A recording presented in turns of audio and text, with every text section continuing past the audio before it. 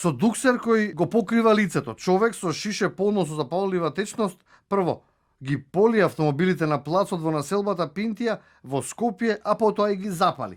Ова може да се забележи од снимките кои го уловија пироманот рано утрово, кој предизвика сериозна материјална штета, каде за среќа нема повредени и жртви.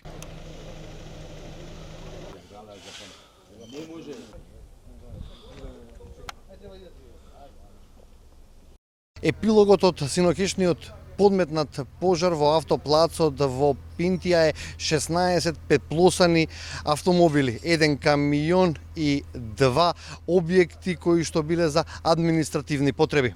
Експлозии, бучева и силен оган со чад ги разбуди суседите кои живееле до овој автосервис.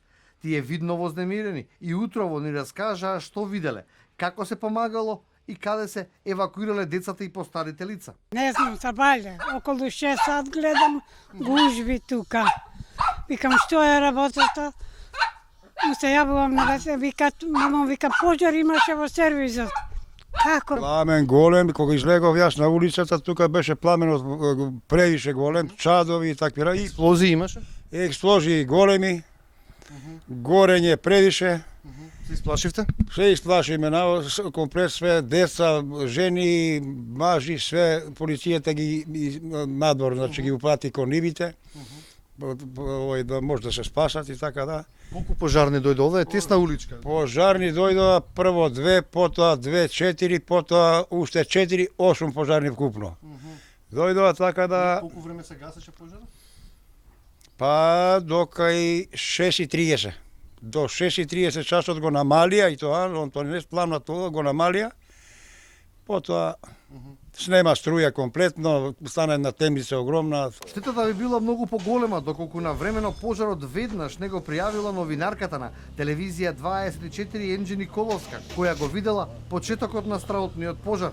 Николовска вели: брзата интервенција на противпожарната бригада и помошта од Дирекцијата за заштита и спасување придонеле инцидентот да не ескалира. Јас бидејќи бев во близина, слушнав некакво пукање, за на крај да се испостави дека всушност избило тежок пожар во автосервисот, повеќе од очигледно, нормално. Таму имало автомобили, но исто така улје, сите сме запознаени во врска со автосервисите.